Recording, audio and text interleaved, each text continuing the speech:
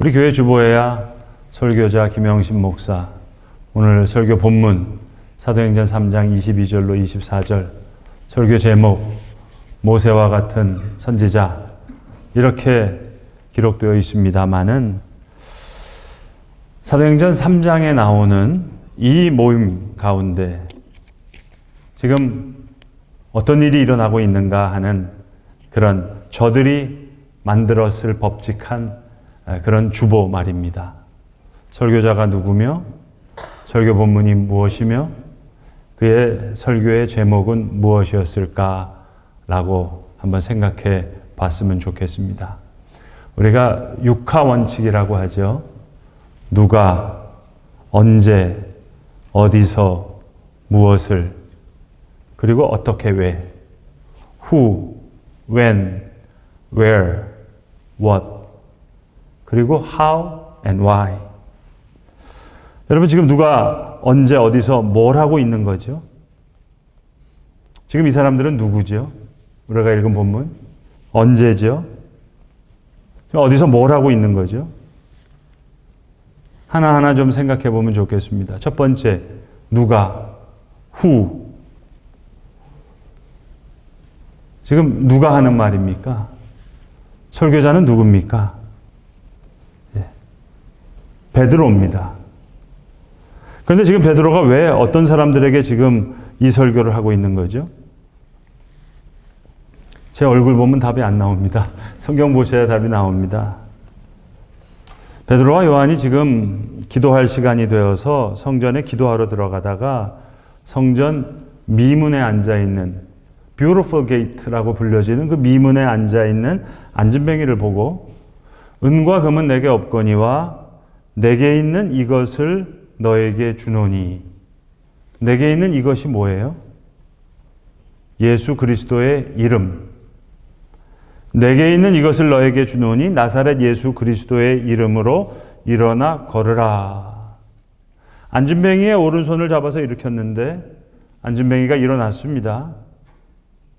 나음을 얻은 이 사람이 지금 베드로와 요한을 붙잡은 거예요. 그러니까 사람들이 많이 몰려와서 그 Beautiful Gate, 미문에서 조금 떨어져 있는 솔로몬의 행각, Solomon's Colonnade라고 하는 지붕과 기둥만 있고 벽이 없는 그 행각에 지금 사람들이 모였습니다. 그러니까 어디서라고요? 솔로몬의 행각에서. 솔로몬의 행각은 원래 랍비들이 강론을 하는 그런 장소입니다. 그럼 네 번째, 무엇을, what, 지금 뭘 하고 있는 거죠? 예수님의 수제자 베드로가 설교하는 겁니다. 그럼 베드로가 설교하는 설교 본문은 어디입니까? 그들이 만약 주보를 들고 있었다면 오늘 설교 본문은 어디죠? 제 얼굴 아무리 쳐다봐도 답이 안 나옵니다, 여러분. 성경에 답이 나와 있습니다. 베드로의 설교 본문이 어디입니까?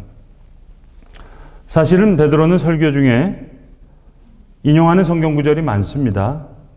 창세기 12장도 인용하고 22장도 인용하고 26장도 인용하고 28장도 인용하고 그리고 신명기 18장 19절의 말씀도 인용하고 있는데 그러나 여러분 주보에는 성경 구절 많이 쓸 수가 없잖아요. 딱 한 절 주보에 기록한다면 오늘 베드로의 설교 본문은 어디겠습니까? 22절에 나오는데 신명기 18장 15절입니다. 이게 핵심 본문이에요. 그러니까 자, 설교자는 베드로고 그가 설교하는 설교 본문은 신명기 18장 15절이고 설교 제목은 모세와 같은 예수. 이걸 지금 설교하고 있는 겁니다. 그럼 이제 마지막 How and why. 베드로가 이 설교를 지금 어떻게 하고 있는 겁니까? 왜 하고 있는 겁니까? How and why.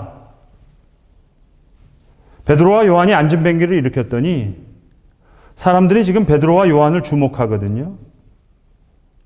베드로가 왜 너희가 나를 주목하느냐? 이 모든 능력의 근원이 중보자의 이름에 있다는 거예요. 예수가 우리의 중보자가 되시고 보혜사 성령께서 그리스도의 영으로 우리를 위해서 중보하시는 이 중보자 되시는 예수 그리스도를 가장 효과적으로 설명하기 위해서 모세를 끌어들이는 겁니다. 우리 생각에는 하나님의 아들을 어떻게 모세 따위 사람이랑 비교하겠느냐 할지 모르겠지만 이스라엘 백성들에게는 너무나 익히 알고 있는 인물이에요. 그 백성들을 애굽에서 구원해내는 그 일의 지도자가 됐던 모세. 이스라엘 백성들을 구원한 그 하나님의 사람 모세의 이야기를 너무나 잘 알고 있는 거예요. 그러니까 오늘 베드로가 이 신명기 18장 15절 말씀을 쪽집게처럼 딱 집어서 이걸 가지고 이 말씀을 본문으로 설교하고 있는 겁니다. 그러니까 베드로가 설교 본문 하나는 기가 막히게 잡은 거예요. 이 신명기 18장 15절 이것이 사도행전 3장이 기록하고 있는 육하원칙에 따른 누가 언제 어디서 무엇을 어떻게 왜 해당하는 who, when, where, what 그리고 how and why 거기에 해당하는 이야기입니다. 그러니까 오늘 진짜 베드로가 설교하고 있는 설교 본문은 신명기 18장 15절의 말씀입니다. 출애굽한 이스라엘 백성들이 40년 동안 광야 생활을 하다가 이제 요단강을 건너서 약속의 땅 가나안에 들어가려고 합니다. 40년 동안 모세가 전했던 하나님의 말씀을 모세가 다시 한번 총정리해서 유언과 같은 설교로 다시 한번 설교하고 있는 긴 유언과 같은 설교의 내용이 신명기의 말씀인데 그 신명기 18장 15절에 이런 말씀이 나옵니다. 너희 하나님 여호와께서 너희 가운데 너희 형제 중에서 너를 위하여 나와 같은 선지자 하나를 일으키시리니. 나와 같은 선지자가 누구예요? 모세와 같은 선지자 하나를 일으키시리니 너희는 그의 말을 들을지니라.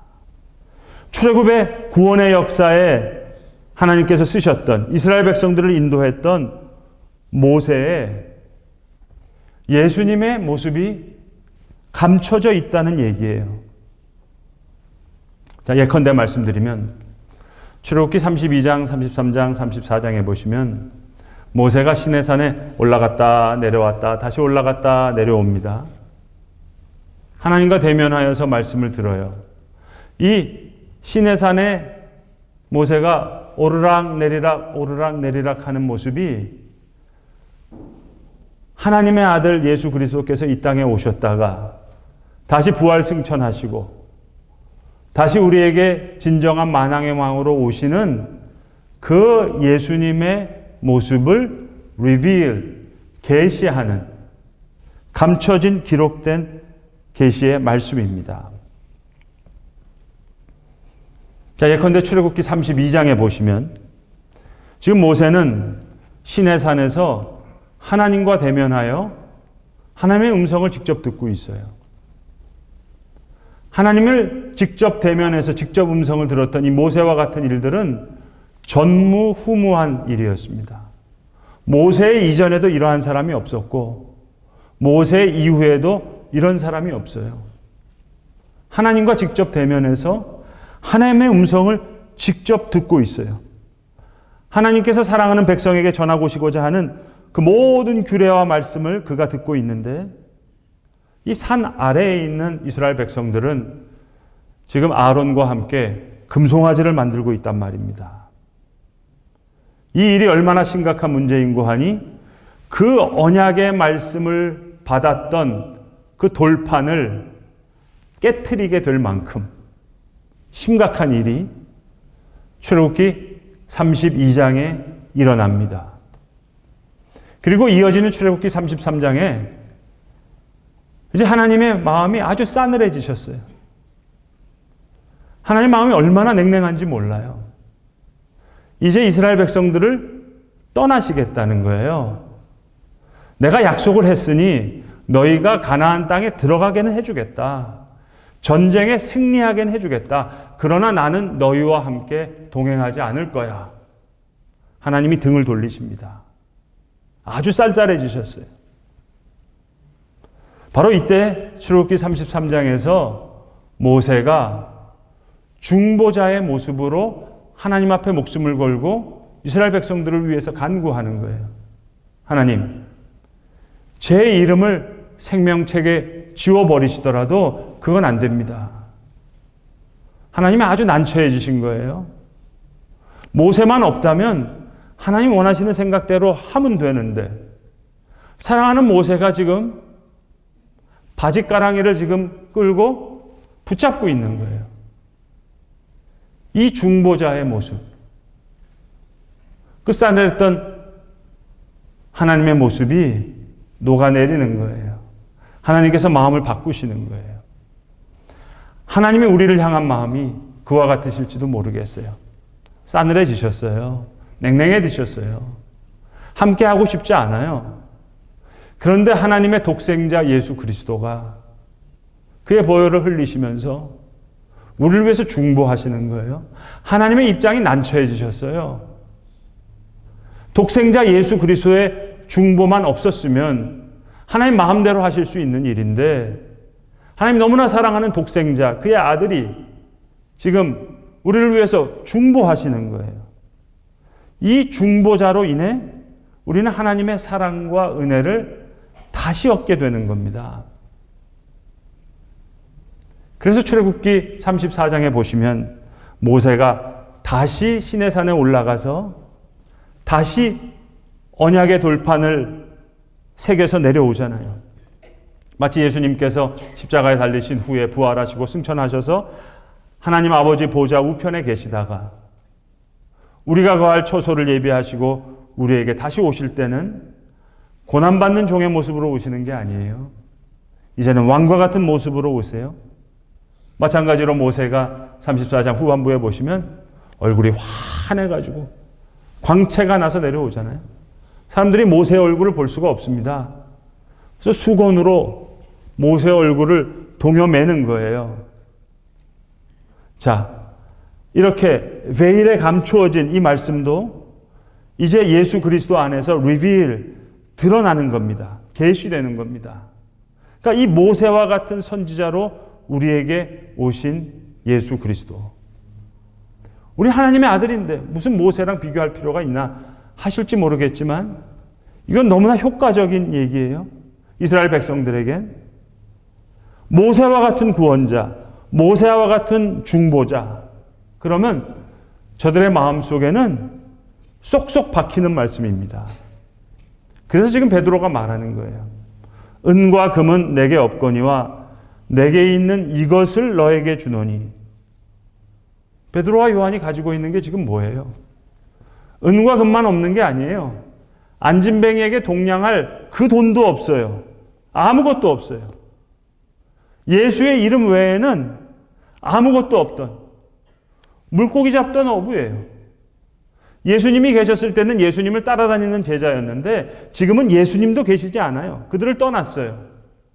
가지고 있는 거라고는 예수의 이름밖에 없어요.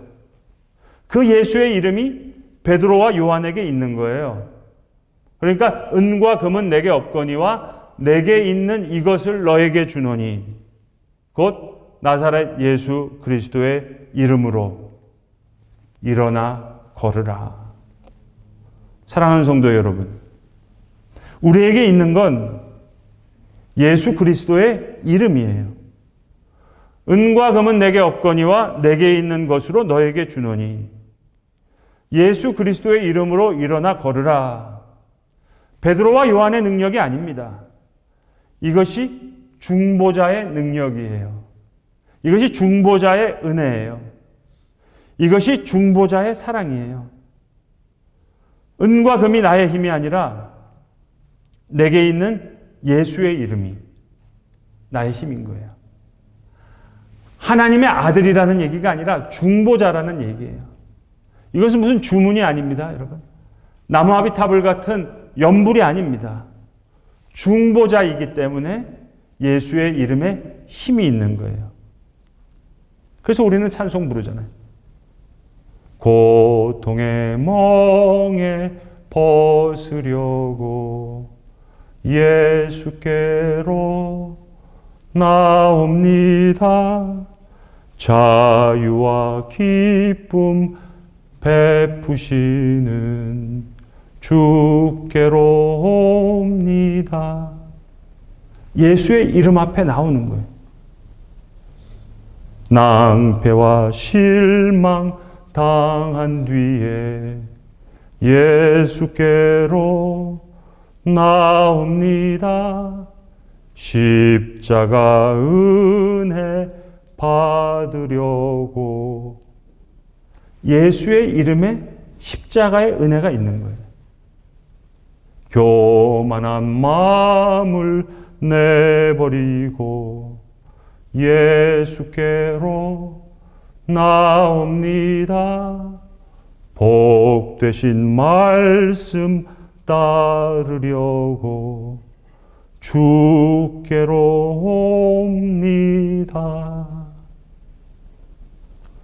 중보자의 이름에 중보자의 사랑이 있고, 중보자의 이름에 중보자의 은혜가 있고, 중보자의 능력이 예수의 이름에 있기에 죽음의 길을 벗어나서 예수께로 나옵니다.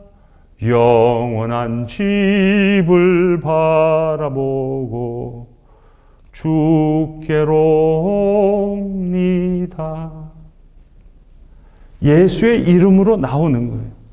오늘도 내가 가진 은과 금으로는 이 세상을 살 수 없기에, 오늘도 내가 가진 경험과 지식으로는 이 세상을 살 수 없다고 내가 고백하기에, 내가 가진 능력과 힘으로는 이 세상을 살 수 없기에 오늘도 중보자의 사랑이 필요합니다. 중보자의 은혜가 필요합니다. 중보자의 능력이 필요합니다. 그 고백으로 오늘 우리는 이 예배의 자리에 있는 겁니다.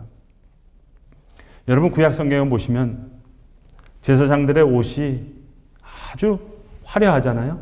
에봇으로 세마포 옷을 입히고 그 위에 보석으로 장치하고 그 다음에 우림과 둠빔이 있고. 여러분, 아론이 예뻐서 그랬겠어요? 아론의 아들들이 뭐가 예뻐요? 근데 그 옷을 입히는 거예요. 왜? 중보자의 역할은 이만큼 소중하기 때문에. 그래서 입히는 거예요. 여러분, 목사가 무슨 학벌이 좋아서 성격이 좋아서 목사입니까? 귀한 거예요? 아니에요. 중보자의 펑션이 있기 때문이에요. 그 기능이 있기 때문인 겁니다. 감람기름 하나가 성전에 와지기 위해서도 그 감람기름을 이스라엘 백성들이 그냥 가지고 올 수 있는 게 아니에요. 제사장들이 그 기름을 가져다가 중보자의 위치에서 성전의 안에 있는 등잔등에 불을 켤 수 있도록 중보자가 필요한 거예요. 그냥 나올 수 있는 게 아니에요. 이게 중보자의 역할인 겁니다. 히브리서 기자가 얘기하는 게 뭡니까? 그리스도께서 진정한 중보자가 되셔서 우리의 진정한 대제사장이 되셨다. 이 땅의 성전이 아니라 하늘의 성전에 우리가 나아갈 수 있는 진정한 대제사장이 되셨다. 그게 중보자의 능력인 거예요. 하나님의 아들이니까 능력이 많으시기 때문에, 사랑이 풍성하시기 때문에가 아니라 그가 우리의 중보자가 되시기 때문에 예수는 우리에게 귀한 거예요. 그분이 중보자가 되시기 때문에 예수의 이름은 우리에게 능력이 될 수 있는 거예요. 그러니까 우리가 예수님의 이름으로 기도합니다. 예수님의 이름이 없으면 우리 하나님께 기도할 수가 없어요. 그런데 예수님께서 중보자가 되시기 때문에 우리는 예수의 이름으로 기도할 수 있는 거예요. 이것이 예수의 이름 안에 있는 우리가 가질 수 있는 능력과 힘입니다. 그러니까 우리는 예수의 이름을 높이는 거예요. 예수 이름 높이세, 능력의 그 이름. 예수 이름 높이세, 구원의 그 이름. 예수 이름을 부르는 자, 예수 이름을 믿는 자, 예수 이름 앞에 나오는 자, 복이 있도다. 여러분, 안진뱅이나 베드로나 요한이나 50보 100보예요. 은과 금이 없기는 마찬가지입니다. 문제의 핵심은 예수의 이름이에요. 여러분, 행색과 신분은 달라요. 춘향전에 보시면 이도령이 거지 행색을 하고 나오잖아요. 그러니까 그 춘향이 엄마인 월매가 밥상을 하나 차려주잖아요. 얼마나 구박을 받으면서 그 밥을 먹습니까? 맞바람에 개눈 감추듯 먹는다 그러잖아요. 얼마나 구박이 많아요.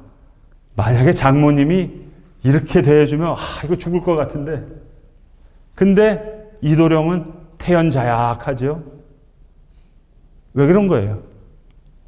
행색은 거짓골이지만 신분은 암행어사예요.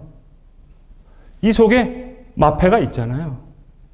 그러니까 월매가 그렇게 구박을 해도, 거짓 행색을 하고 있어도 이몽룡은 태연자약한 거예요. 행색은 거짓이지만 신분은 그렇지 않거든요. 마패가 있거든요. 예수의 이름이 그런 거예요. 이몽룡이 가지고 있는 마패와 같은 힘과 능력이 되는 겁니다. 미문 앞에 서 있던 베드로와 요한, 그리고 그 후에 솔로몬의 행각에 많은 사람들이 모여서 베드로에게 칭송을 해도, 박수를 쳐도 베드로의 목엔 힘이 들어가지 않아요. 여러분, 교만해지지 않아요. 이건 모세와 같은 선지자로 우리에게 오신 예수의 이름의 능력이라는 거예요. 이게 예수 이름의 능력이에요. 아무리 사람들이 박수를 치고 환호성을 쳐대도 교만해지지 않아요. 반대로 아무리 큰 고통 속에, 아무리 극심한 슬픔 속에 있어도 기죽지 않아요. 이게 예수의 이름의 능력이에요. 그러니까 우리가 찬송을 부르잖아요. 죄악을 벗어 버리려고 영광의 찬송 부르려고 하늘의 기쁨 맛보려고 영광의 주를 배우려고 주께로 옵니다. 그래서 예수의 이름 앞으로 나오는 거예요. 예수의 이름이 없으면 베드로나 요한이나 안진뱅이나 진배 없어요. 막상막하해. 아니, 막하막하해요. 뭐가 더 있어요? 예수의 이름이 이런 차이를 가져오는 거예요. 그래서 오늘 우리는 예배합니다. 그래서 오늘도 우리는 예수의 이름으로 기도합니다. 그래서 오늘 우리는 예수의 이름 앞에 찬송을 불러요. 욕 먹을 만 하지요, 여러분. 우리가 손가락질 당할 만 하죠. 잘못한 게 너무 많죠. 부끄러움, 태산 같죠. 허물이요, 차고 넘치죠. 그러나 우리에겐 예수의 이름이 있어요. 예수의 이름 앞엔 어떤 행색도, 구차한 행색도, 수많은 소유도, 자랑할 만한 경험도 다 무릎을 꿇습니다. 예수의 이름은 미문 앞에 있는 안진뱅이를 일으킬 뿐만 아니라 오늘도 예수의 이름을 부르는 세상에 있는 모든 자들을 일으켜 세우실 줄로 믿습니다. 기도하겠습니다. 아버지 하나님, 예수의 이름에 능력이 있는 것, 하나님의 아들이신 주님께서 우리의 중보자이시기 때문임을 믿습니다. 모세가 목숨을 걸고 이스라엘 백성들을 위해 하나님 앞에 그들을 중보했듯이 예수님이 우리의 진정한 중보자이시자 구원자이심을 믿습니다. 주님, 예수의 이름으로 안진뱅이가 일어난 것뿐만 아니라 오늘 예수의 이름을 부르는 우리에도 하나님께서 일으켜 세우실 줄로 믿사오매, 이것이 중보자 되시는 예수의 이름의 능력인 줄을 우리가 믿사오매, 이 중보자 되신 예수님의 이름을 높이며 그 이름으로 나의 능력과 힘을 삼는 하나님의 귀한 사랑하는 백성들 다 되게 하여 주시옵소서. 우리 구주 예수 그리스도의 이름으로 기도드리옵나이다. 아멘.